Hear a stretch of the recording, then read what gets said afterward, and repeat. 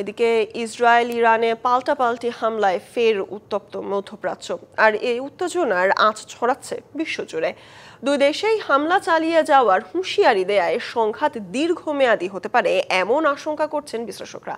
এদিকে ইরান ইসরায়েলকে সংযত হওয়ার আহ্বান জানিয়েছে যুক্তরাষ্ট্র, রাশিয়া এবং চীন।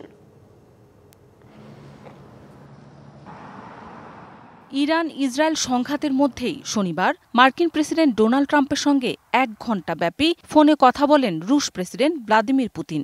এ ফোন আলাপে ইরানে ইসরায়েলের হামলার নিন্দা জানান রুশ প্রেসিডেন্ট। পরে ট্রুথ সোশ্যালে দুদেশের পাল্টাপাল্টি হামলায় যুক্তরাষ্ট্রের কিছুই করার নেই উল্লেখ করে তেহরান ও তেল আবিবকে সমঝোতায় আসার আহ্বান জানান ট্রাম্প। তবে যুক্তরাষ্ট্র কোনোভাবে আক্রমণের শিকার হলে ইরানে নজিরবিহীন হামলার হুঁশিয়ারিও দেন মার্কিন প্রেসিডেন্ট।